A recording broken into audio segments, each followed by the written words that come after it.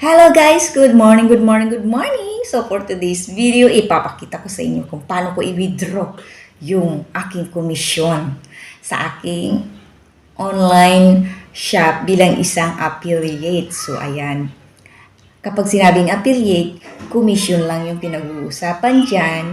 Hindi ka kailangan magbitaw ng pera, pero kumikita ka.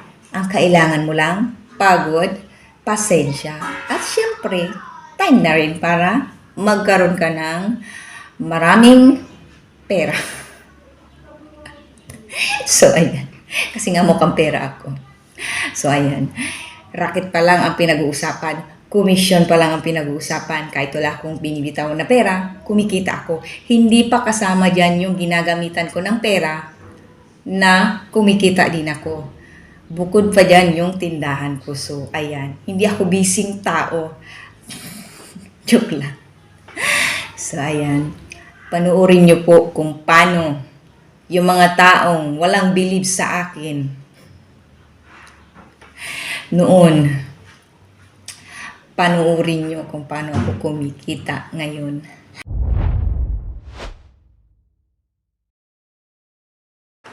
Hi guys! Ngayon ipapakita ko po sa inyo yung pag-withdraw ko ng aking komisyon sa isa sa aking mga racket sa online shop bilang isang affiliate. So, ganyan lang po. Kailangan kong i-link either GCash or sa bank account.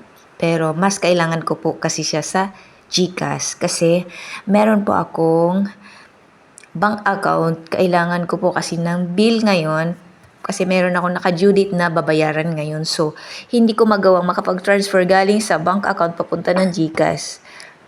Kaya ang ginawa ko ngayon para direct, maita-transfer ko din siya through GCash ang aking mga babayaran. So, sa GCash ko siya ngayon i-transfer para mas madali. Pero, 24 hours bago siya mapunta sa aking account. Yan. So, ito nga po pala guys yung mga kinita ko sa pagiging affiliate ko. Hindi ako nagbitaw ng pera dito.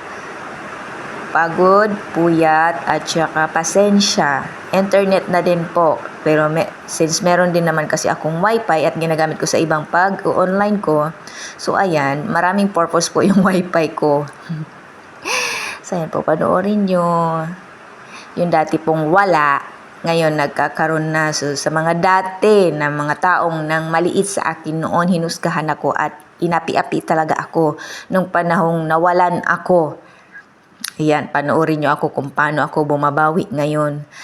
Walang nangyari sa pag-abroad ko ng ilang taong pabalik-balik. Tapos, ang masaklap pa doon, yung mga pinagbigyan ko noon at tinulungan sa mga perang kinita ko sa pag-abroad ay wala man lamang ano-ano. Ngayon, hindi man lang tinanaw na malaking bagay yung nagawa ko sa kanila sa kabila ng paghihirap ko doon sa abroad. Tiis, gutom po ako doon, pagod, puyat, lahat. Tinitiis ko bilang isang OFW at DH. So, sa mga taong hindi nagpahalaga ng mga binigay ko, sa mga ginawa kong tulong sa inyo, bahala na po si Lord sa inyo, sa mga nagawa kong kabutihan sa inyo, pero ang ibinalik nyo sa akin ay puro sama ng loob at pagpapahirap. Meron po para sa inyong nakalaan na karma.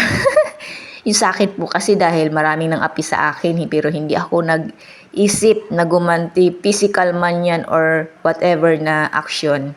Good karma yung bumalik sa akin sa kabila ng mga masasamang ginawa sa akin ng mga tao na nakasalamuha ko noon na pinagmalasakitan ko, pinag-aksayahan ko ng oras, panahon, lahat-lahat, pati pagmamahal.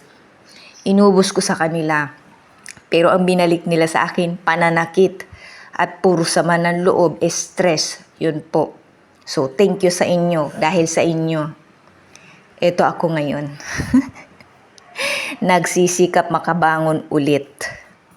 So, abangan nyo ang aking pag-asenso. Bye guys! So, ayun guys, yun po yung transaction ko sa pag-withdraw ko ng mga commission ko.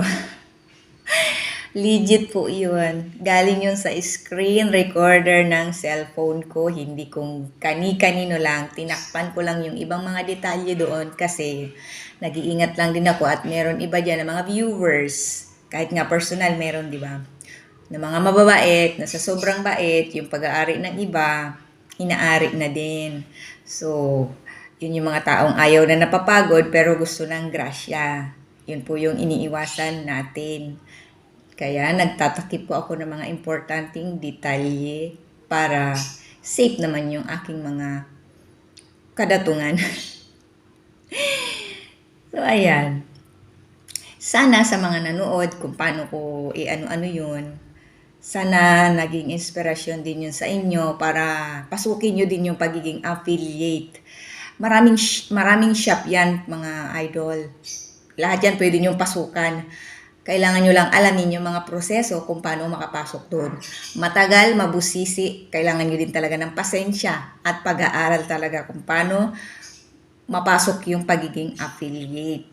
Wala po akong binibitawan dyan kahit piso. Ang puhunan ko po dyan, pagod, puyat, internet syempre kasi kailangan mong mangalkal online, lalo na sa mga paninda kapag may mga request yung customer na gusto nilang bilhin, kakalkalin ko talaga yan sa mga shop kung nasaan yung mga gusto nila, yun yung ipapakita ko sa kanila sa inbox, yung mga pinupost ko sa Facebook.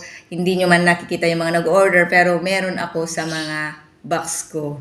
Kaya nakaipon ako ng ganyang komisyon. So, nagtira pa naman ako doon sa komisyon ko. Kunti lang yung kinuha ko kasi kailangan ko ng cash ngayon at meron akong babayaran na bills.